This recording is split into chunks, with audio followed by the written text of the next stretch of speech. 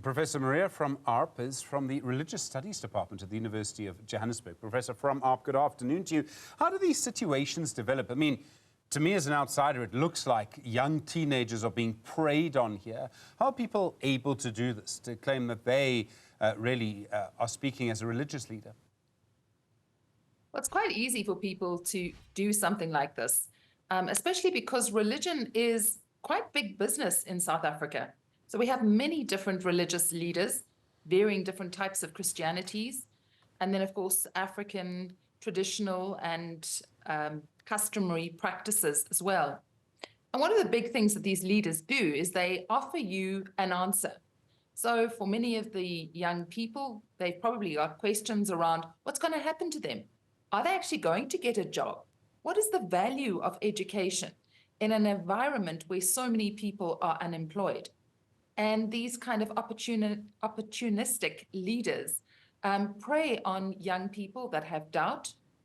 And then I would say that this is very much a cult. It has the hallmarks of a cult. A leader who's got knowledge that nobody else has, who separates people from their families, who tells them that if they follow a path that nobody else has yet been enlightened to understand except for this leader, then all sorts of amazing things are promised to them. And sadly, we have seen a lot of cults like this emerging in South Africa, particularly in the last 20 years. So, I mean, the argument about what is a cult, what is, let me use the phrase, a legitimate religion or a legitimate religious group. I mean, where is the line? I mean, you and I could say this is a cult. Someone else will have a completely different view. You and I could say this is a legitimate religious group, and someone else could completely disagree. Yeah, so within the kind of sociology of religion, we would term something as a cult when it adheres to or manifests a variety of different behaviors. So one of them is the leader who has all the knowledge. We're not making a judgment call as to whether this knowledge is true or not. Within sort of local language or, the way that we generally talk about things, we tend to see cults as something negative. But when we talk as sociologists of religion, we see cults as something that is new. Very often, they have quite dangerous hallmarks, but many organizations or religious groups that start off as a cult, as something new with a religious leader who has particular insight, then grow and mature and become established forms of some type of religion or other. But in this case, I would say this is probably a dangerous cult.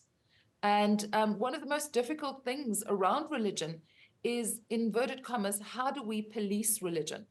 So we're very fortunate. We live in a country with the freedom of speech and the freedom of belief and religion.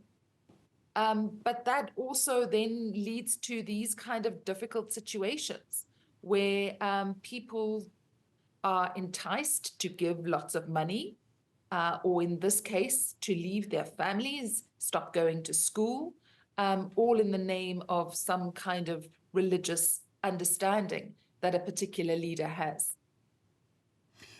There's really a lot to this. And I mean, if I was one of the parents and it were my child, obviously just being separated from your child, teenage years can be difficult, relationships can be strained, but you really want your child back.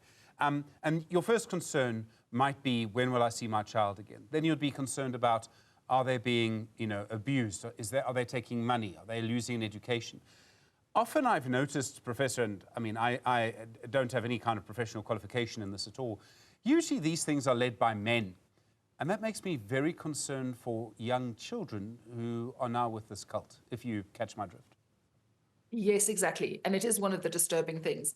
It is also one of the things that is, very interesting about us human beings the world over, that we tend to follow men more easily than we follow women.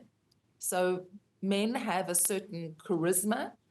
This is as many people experience it. I'm not saying that it's always true. And so people are drawn to them. And in South Africa, we have many, particularly young men, starting all sorts of different churches, believing that they are called. And this is one of the things that makes us more complicated. We are a country where at the moment we see a lot of churches starting, often with young men, many of them telling people that they have particular giftings of healing or have particular insights. So this isn't actually unusual. This behavior of this leader is unusual in what he is doing by pulling these children so radically out of society. But I think in other societies where you don't have as many churches popping up or religious organizations popping up, it might be more difficult to lure young people into a new kind of religious group. The problem the police have, of course, is that, as far as we know, no law has been broken. And I mean, maybe the parents can lodge a charge of kidnapping, but the children might say, or the teenagers might say, I went of my own free will. Professor, where I'm trying to go with this is there a difference between free will and sort of informed choice? In other words, someone who's 13, 14, lots of questions, someone comes along with all the answers. That's usually very much a warning sign, especially if it's a man. But that they don't actually have what they need to make the decision about whether or not to follow someone. So informed choice, how important is that to this? I think it's incredibly important, and it's a big part of the work that I do. I think that the idea is not just informed choice for children. One of our big challenges in Southern Africa is how do we educate our population as to what would be a good leader to follow? When are you being either overtly or subtly abused by a religious leader, a man of God, who claims to be hearing from God? And because Christianity is the sort of majority religion in South Africa, the onus is sort of somehow on the Christian community. How do we really inform people as to what is the teaching of Jesus and when are you being abused? And I'm not sure how we do that because we're really failing at it at the moment. We have so many stories. This one has made it into the news because these young people have been kidnapped. But in my research, I come across so many people who've lost their life savings, everything that they own to various men of God, all in the belief that somehow they are going to be blessed with wealth or a job or a marriage or whatever it is that they are looking for.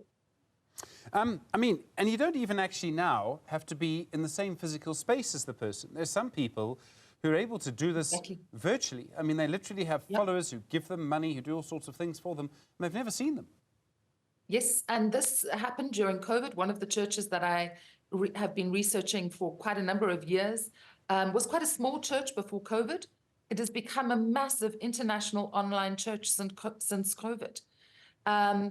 You know, asking people to donate lots and lots of money. And people do so willingly because the prophet has all sorts of wisdoms or insights, and people believe that he is healing them. And, you know, over the Zoom call, people watch how other people in their homes are being prayed over and miraculously healed and give testimonies of finding jobs or whatever. And this has now become a huge international church. Professor Maria Frahm-Arp, thank you, from the Religious Studies Department at the University of Johannesburg. Really appreciate the insights.